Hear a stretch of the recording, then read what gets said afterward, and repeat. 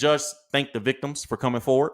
Obviously, decorum, you got to thank the victims, right? He said, Cassie Ventura and Jane have been through abuse and trauma that most of us cannot imagine. To Miss Ventura, Jane, and other victims who came forward, he said, I want to say we first hurt you. He said, I want to say first we hurt you. He said, I can only say your families are proud of you, and your children, when they're old enough, will be proud of you. And I am proud of you for telling the world what really happened. So basically, like, bro, be happy y'all exposed them. That's how it feels. Be happy y'all exposed them and y'all came forward and told people. But I don't think this encourages victims to come forward in the future. Like, you didn't really, I don't know. The judge went on to say to the victims, you were speaking to millions of women out there who have been victims but feel invisible and powerless and had to suffer in silence.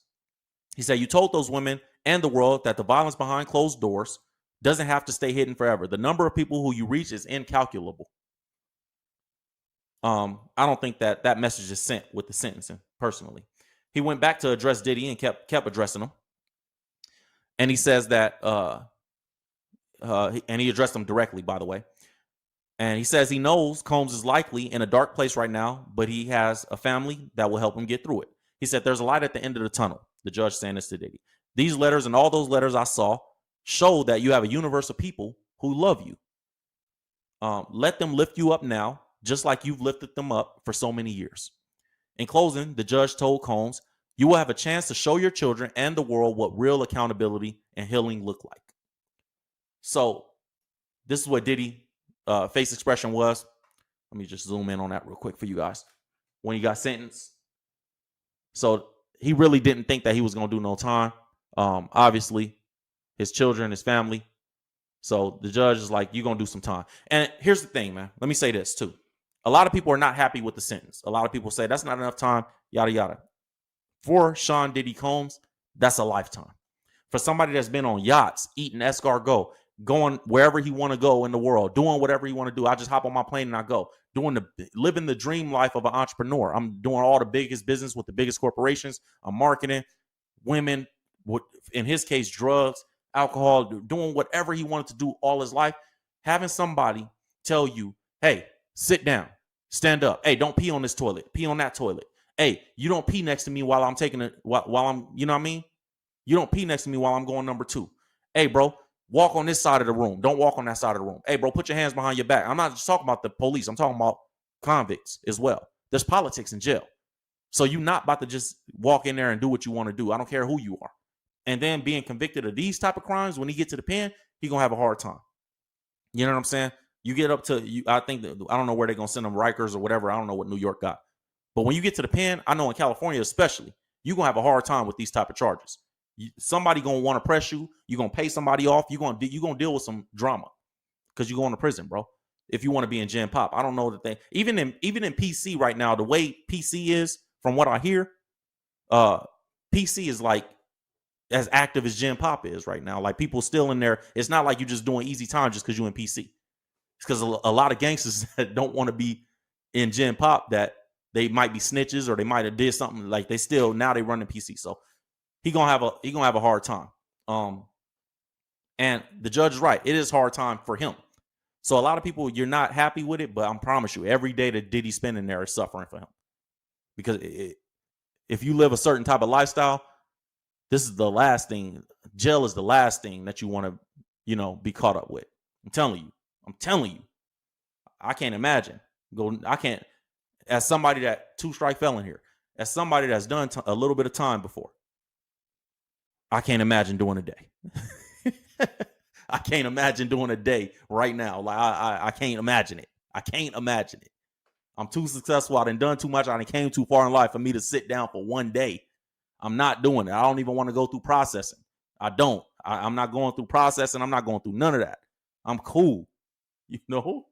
I'm not trying to be in Delano. I'm not trying to be in Wasco. I'm not trying to be in none of that. I'm telling you, I don't want to go through none of it. So Diddy is, I can imagine for Diddy, who's somebody that's 50 times the money that I've made, I can imagine. So Cassie's lawyer released a statement following the verdict, or the sentence, I should say. Said, while nothing can undo the trauma caused by Diddy,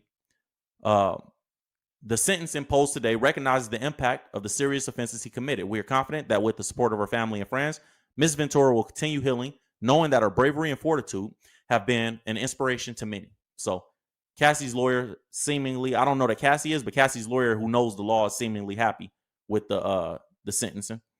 And there's this lawyer that filed lawsuits representing the people that filed lawsuits against Diddy.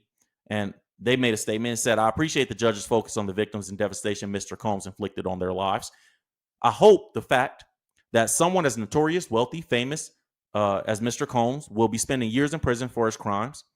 And he will be spending those years in prison for his crimes, encouraging other victims who are suffering in silence to come forward and confront their abusers, no matter how powerful he may appear. Right? So everybody's making a statement on this. And they also imposed a $500,000 fine on Diddy, which is nothing to him. He was willing to put $50 million up just to get out on bail. So a $500,000 fine, who cares about that, right? They also, I think it was probation. Let me see if that was reported here. They said that he would be on supervised release, I believe. I haven't fact checked that yet, though. So let's see if they said anything here on this report about it. I don't have that document in front of me. Maybe it's up here. 50 months in prison. Some people are saying that it's another 50 months on supervised release. So he had to do another 4 or 5 years or something like that on parole or probation. Diddy's lawyers argued that the sentence was un-American. So they just talk to me. I get that they got to defend him. I think that they've hurt him in some ways as well. His lawyers have. When they celebrated, see, and this is for the thing, and which we're going to talk about in a second and close out with, but all the celebrating that his family did in court and all the baby water squirted and all that other stuff that was going on, I think it hurt Diddy in his sentencing. I think he would have walked home if they weren't so arrogant about it.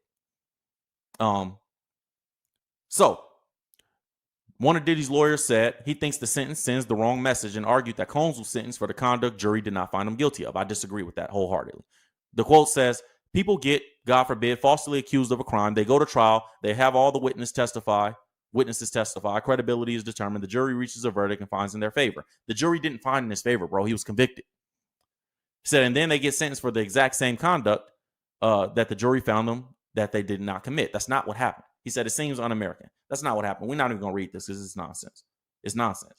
Bro, he got sentenced for what? The lawyers are just saying what they had to say because they made some promises to Diddy and said that this is what's going to happen. And,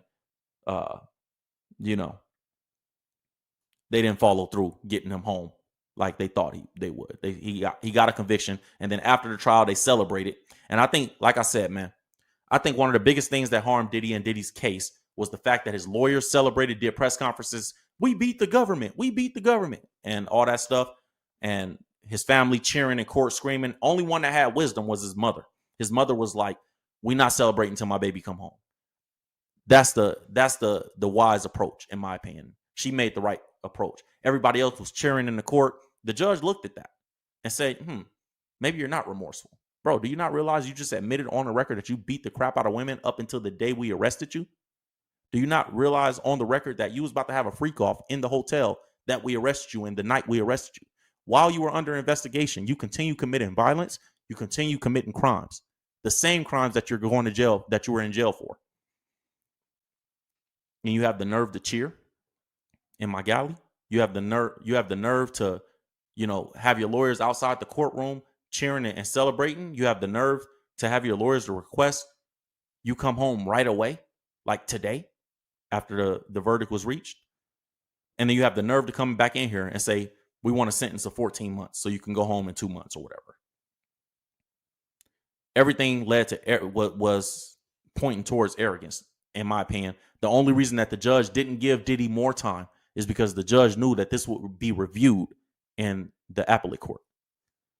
And when the appeal come forward, the judge has to look like a certain way in order to keep his standing for his job. So he was protecting his job while still trying to do the right thing and give a fair sentence. I don't think Diddy is going to win on appeal. I think the judge put the sentence low enough where he could say, I was within the sentencing guidelines. And then that's going to be good enough for the appeal to be denied. Diddy's probably going to, in my opinion, I don't think Diddy does more than a year and a half. out of that 4 years. I think he sits in jail for another 9 months, 9 to 18 months. I told you guys before, I thought he was going to get somewhere between 4 and 7 years, somewhere between 4 and 7 years. And that's exactly what it seemed like happened. I said that on the last live stream. And now I'm saying, I think he's going to do somewhere between 9 months and 18 months, and he'll be home. Maybe 2 years out of that time. But there's so many programs that he could get good time and time knocked off, and he's going to do everything he can to come home as soon as possible. So, and rightfully so. Who wouldn't? You know, I would if I was in that situation. So that's what I got for you guys on this live stream. Make sure you hit that like button on your way out. Always remember, man, always remember that to whom much is given, much is required. And even from Diddy's statement, he said that, and that's what scripture says. And God has principles, and you follow the principles, things are going to work out for you. You don't, things are going to work against you. So, to whom much is given, much is required. And that's a biblical principle. And that's a principle that always, I actually, it's one of my favorite things to say to my children. Because when you raise, especially for me, my son is successful already. Like, trust fund baby. So I always got to instill in him work ethic. I always got to instill to whom much is given, much is required in him. So if you ask him what's one of his favorite scriptures, he gonna say that, because that's what I always tell him. And so to whom much is given, much is required. Don't ever be in arrogance, or don't ever have a pride of your blessings. The Bible says in Deuteronomy chapter 8 and verse 18, in the days of your success, you're going to say, the strength of my hands has created this wealth for me. But remember the Lord your God, for it is he who gives you the power to generate wealth. And so God gives us, even if God give you, or even if you do the work, God gave you the ability to get up and do the work. So always give honor to God first.